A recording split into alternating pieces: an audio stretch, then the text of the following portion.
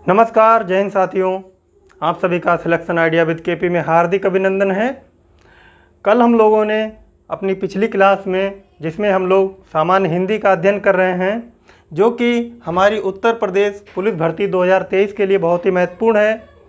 यदि अगर हम बात करें कि सामान्य हिंदी की, तो कल हम लोगों ने जो पहला अध्याय पढ़ा था उसमें हम लोगों ने वर्ण विचार के बारे में अध्ययन किया था। यदि वर्ण विचार की बात करें तब हिंदी वर्णमाला में वर्ण दो प्रकार के होते हैं, पहला स्वर, दूसरा व्यंजन। स्वर अपने आप में तीन रूपों में विभाजित हो गए थे।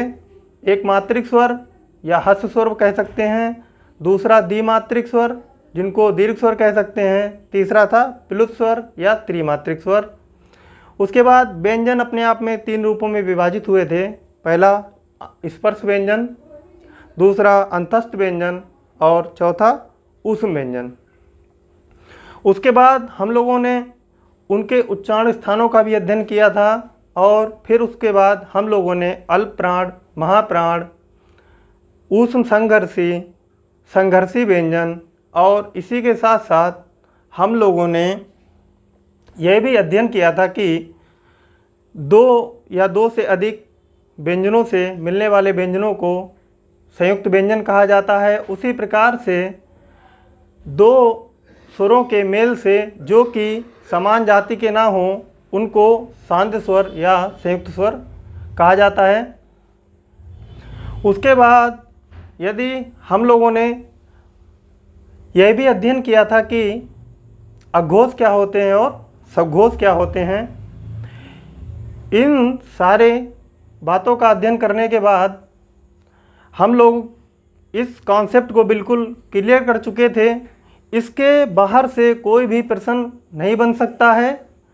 बकाया दो चार क्वेश्चन और होते हैं, जैसे कि उच्छिप्त व्यंजन या द्विगुण व्यंजन, उसका आप अध्ययन कर लीजिए और एक अच्छी सी टेबल बनाकर लिख लीजिए।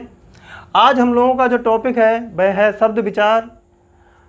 शब्द विचार इसलिए ज़रूरी है क्योंकि शब्दों के मेल से ही वाक्य बनता है। यदि शब्द की बात करें तब अक्षरों या वर्णों के मेल को शब्द कहते हैं।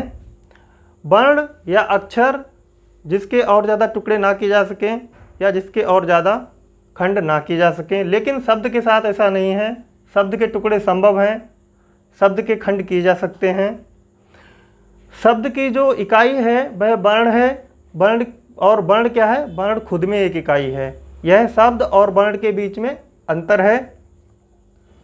वाक्य का निर्माण शब्दों से होता है। यहाँ पर निर्माण की जो प्रक्रिया है वह 3 स्टेप में पूरी हो रही है। पहला स्टेप क्या है कि वर्ण क्या है? वर्ण खुद एक इकाई है। उसके बाद वर्णों के मेल से शब्दों का निर्माण होता है। और थर्ड स्टेप में क्या हो रहा है? तीसरी प्रोसेस में ये होता है कि शब्दों के मेल से वाक्यों का निर्माण होता है। आज हम लोग शब्दों का अध्ययन करेंगे, बहुत आराम अध्ययन करेंगे, बहुत सरल तरीके से अध्ययन करेंगे। हिंदी बहुत ही रचनात्मक विषय है। बहुत यदि शब्दों की बात की जाए तब शब्दों को 5 आधार पर विभाजित किया जाता है।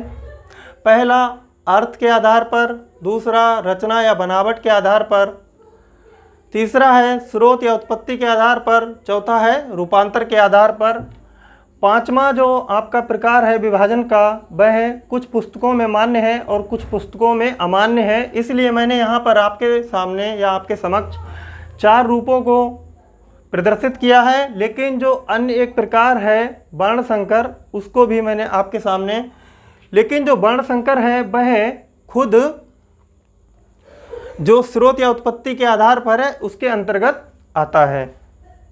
इसलिए जो सर्वमान्य है वह है 4 रूपों के आधार पर शब्दों का विभाजन होता है। पहला अर्थ के आधार पर। अर्थ के आधार पर शब्द 2 प्रकार के होते हैं, सार्थक और निरर्थक।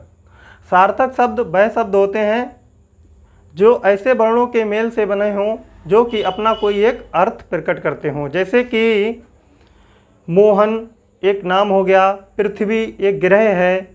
यदि अन्य जैसे शब्द हैं जैसे फटाफट या टक या खट, ये क्या है, ये निरर्थक, इनका कोई अर्थ नहीं होता है, इसलिए ये शब्द जो हैं वह आपके निरर्थक शब्दों की श्रेणी में रहते हैं।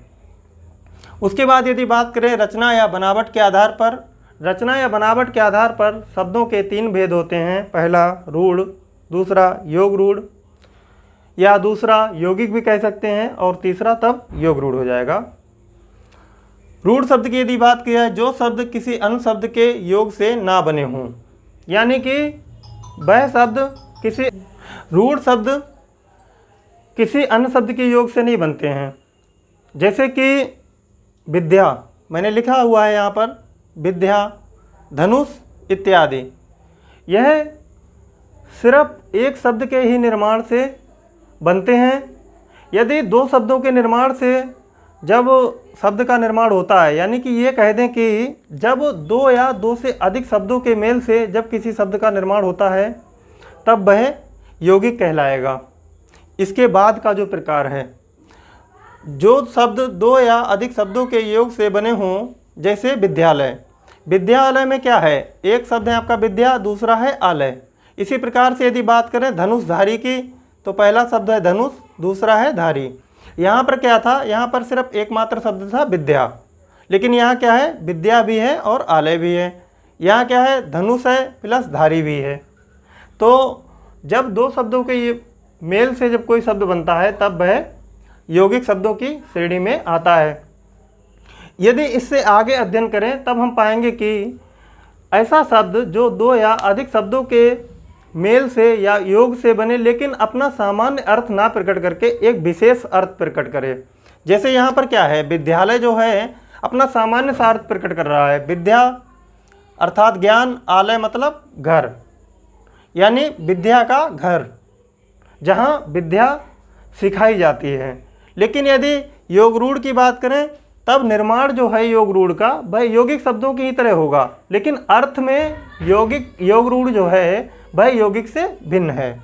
किस प्रकार भिन्न है कि जो शब्द 2 या अधिक शब्दों के योग से बने हों लेकिन अपना सामान्य अर्थ प्रकट ना करके विशेष अर्थ प्रकट करें, जैसे कि नीलकंठ।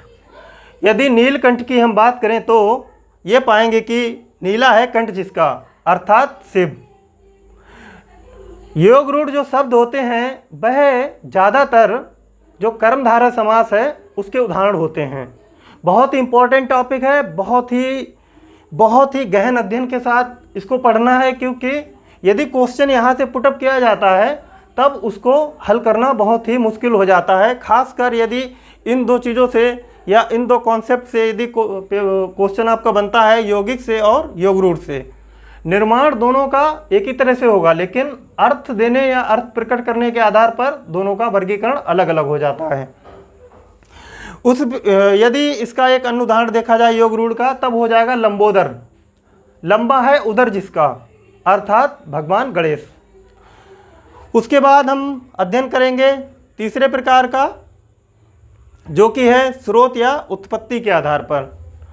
स्रोत या उत्पत्ति के आधार पर शब्दों का अध्ययन इसलिए ज़रूरी है क्योंकि जो हिंदी का शब्द भंडार है वह सिर्फ हिंदी के ही शब्द भंडार या हिंदी के वर्णों या अक्षरों के निर्माण से जिन शब्दों का निर्माण हुआ है, सिर्फ उन्हीं शब्दों से हिंदी का शब्द भंडार नहीं भरा गया है। शब्द भंडार विदेशी भाषाओं से, क्षेत्रीय भाषाओं से, क्षेत्रीय बोलियों से इत्यादि संस्कृत भाषा के शब्दों से हिंदी भाषा का शब्द भंडार मजबूत हुआ है। इसलिए क्या है, उत्पत्ति या स्रोत के आधार पर शब्दों का अध्ययन करना भी जरूरी है। स्रोत या उत्पत्ति के आधार पर बात करें तो पहला प्रकार जो है वह तत्सम है। तत्सम ऐसे शब्दों को कहा जाता है जो कि संस्कृत से या संस्कृत भाषा के ऐसे शब्द जो संस्कृत से बिल्कुल जैसे के तैसे, यानी ज्यों के त्यों, बिना किसी परिवर्तन के हिंदी भाषा में उनको स्वीकार किया गया है, वह तत्सम शब्दों की श्रेणी में आते हैं। जितना भी पढ़ा रहा हूँ, जितना भी पढ़ेंगे, नोट्स बनाते रहिए, बहुत कारगर साबित होंगे ये नोट्स आपकी परीक्षा में। आपके अंदर एक आत्मविश्वास आएगा, एक भरोसा आएगा। तत्सम संस्कृत भाषा से हिंदी में ज्यों के त्यों लिए गए शब्द, जैसे कि हस्त, जिसको हिंदी में या तद्भव जब ये परिवर्तित हो जाएगा तब इसको हाथ कहा जाएगा। जैसे कि आम्र, आम्र मतलब आम, लेकिन ये क्या है, तत्सम शब्दों की श्रेणी है, इसलिए संस्कृत से ज्यों के त्यों या जैसे के तैसे शब्द हिंदी भाषा में स्वीकार किए गए। उसके बाद स्रोत या उत्पत्ति के आधार पर जो द्वितीय प्रकार है वह है तद्भव। तद्भव क्या है? तद्भव तत्सम का ठीक उल्टा या बिल्कुल ठीक विपरीत है। तत्सम ऐसे शब्द होते हैं जो संस्कृत भाषा के ज्यों के त्यों या जैसे के तैसे स्वीकार किए जाते हैं हिंदी भाषा में, लेकिन तत्सम क्या है, वह चेंज जब शब्द में थोड़ा चेंज या परिवर्तन के साथ हिंदी भाषा में स्वीकार किया जाता है या लिखा जाता है तब उसको तत्सम शब्दों की श्रेणी में रखा जाता है। जैसे कि यहाँ पर यह हस्त है, लेकिन यदि तद्भव या इसको परिवर्तन के साथ हिंदी में लिखेंगे तब यह हो जाएगा हाथ। तद्भव शब्द क्या है? संस्कृत भाषा के शब्द जो परिवर्तन के साथ हिंदी में लिखे जाते हैं, जैसे आम है या हाथ है, यहाँ पर आम्र था, यहाँ ये आम है। तत्सम और तद्भव, मैं यहाँ पर आपको कॉन्सेप्ट पढ़ा देता हूँ, लेकिन जो तत्सम और तद्भव का शब्द संग्रह है वह यहाँ बहुत ध्यान से पढ़िए और अच्छी तरह से पढ़िए, क्योंकि प्रश्न पत्र में तत्सम, तद्भव, प्रत्यय, उपसर्ग, विलोम शब्द, पर्यायवाची शब्द, इस प्रकार के जो शब्द हैं वह प्रश्न पत्र में पूछे जाते हैं। इसलिए ये जो शब्द संग्रह है इनका आप बहुत अच्छी तरह से अध्ययन कीजिए। उसके बाद जो तृतीय प्रकार है स्रोत या उत्पत्ति के आधार पर वह है देशज। देशज क्या है? ऐसे शब्द जो देसी बोलियों, क्षेत्रीय भाषाओं से हिंदी भाषा में लिए गए हैं। जैसे कि हमारी क्षेत्रीय भाषा हो गई, क्षेत्रीय बोली हो गई, उनके जो शब्द हैं वह जब हिंदी भाषा में लिखे जाते हैं तब उनको देशज शब्दों की श्रेणी में रखा जाता है। जैसे कि आपका एक सामान्य सा शब्द है लोटा, या दूसरा शब्द मान के चलें डलिया, इत्यादि प्रकार के जो शब्द हैं वह देशज शब्दों के उदाहरण हैं। चतुर्थ प्रकार की यदि बात की जाए तब वह हैं विदेशज शब्द। विदेशी भाषाओं जैसे तुर्की, उर्दू, फारसी, चीनी, डच आदि भाषाओं से हिंदी भाषा में लिए गए जो शब्द हैं वह विदेशज शब्दों की श्रेणी में आते हैं। जैसे कि हिंदी जो शब्द है वह हिंदी भाषा का नहीं है, वह फारसी भाषा का शब्द है। उसी प्रकार से यदि कैंची शब्द की बात करें, कैंची जो शब्द है वह तुर्की भाषा का शब्द है। वहीं पर यदि रेल की बात की जाए तो जो रेल है वह अंग्रेजी भाषा का शब्द है। यानी ये जो शब्द संग्रह है हिंदी का वह कहीं ना कहीं विदेशी भाषाओं या विदेशज जो शब्द हैं उनसे भी भरपूर है। हम लोग इसका अध्ययन सबसे पहले इसीलिए करते हैं ताकि जब हम हिंदी का गहन अध्ययन करेंगे आगे चलकर तब हमको वहाँ पर समस्या का सामना ना करना पड़े।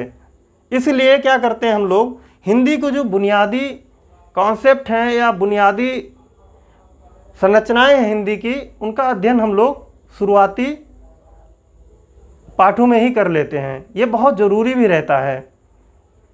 इससे हमारे सामने आगे कोई भी शंका या संदेह उत्पन्न होने की संभावना बिल्कुल नहीं रहती है।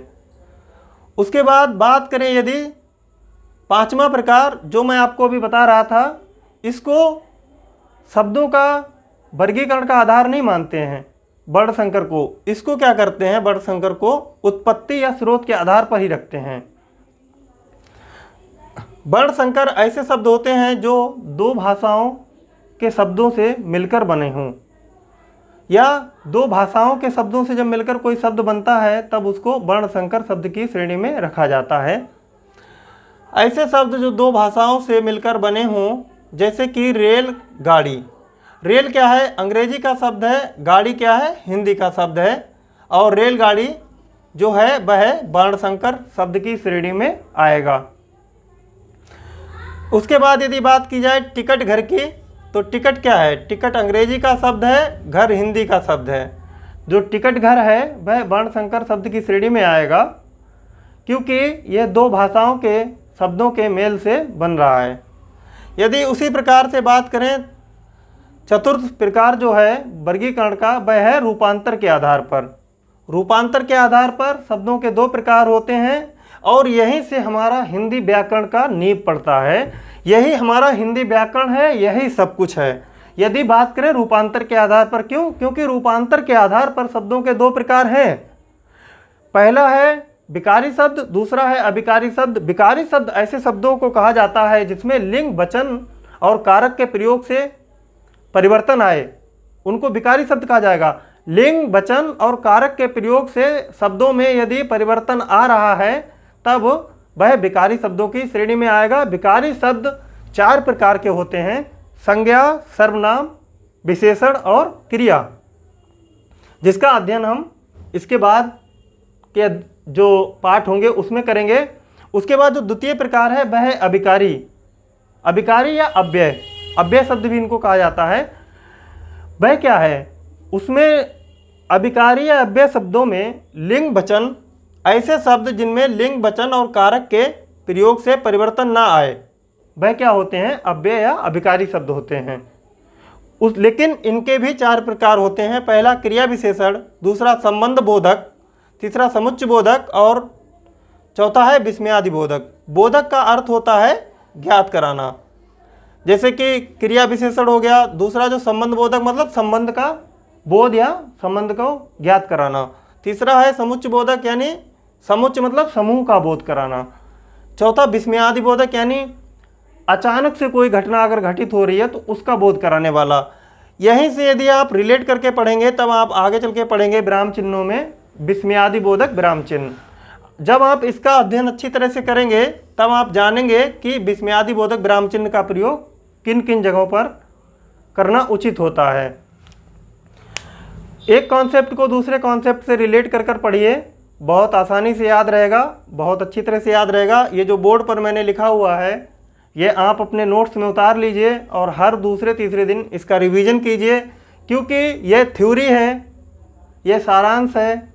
आप इसका यदि अध्ययन अच्छी तरह से करते हैं तब आपको शब्दों के वर्गीकरण में या शब्दों के अध्ययन में कोई भी समस्या उत्पन्न नहीं होगी।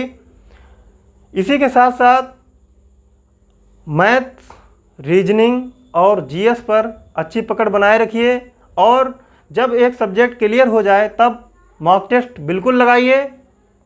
यदि मॉक टेस्ट में अच्छे नंबर ना आए तब हताश होने की ज़रूरत नहीं है, क्योंकि अभी समय बहुत है आपके पास और मैं उम्मीद करता हूँ कि आपकी तैयारी जो है वह दिन पर दिन अच्छी होती जा रही होगी और आप अपना ज़्यादा से ज़्यादा समय अध्ययन को दे रहे होंगे। अपने डॉक्यूमेंट्स अपडेट करवा लीजिए। इसी के साथ साथ कल मिलते हैं अगली वीडियो में। जय हिंद।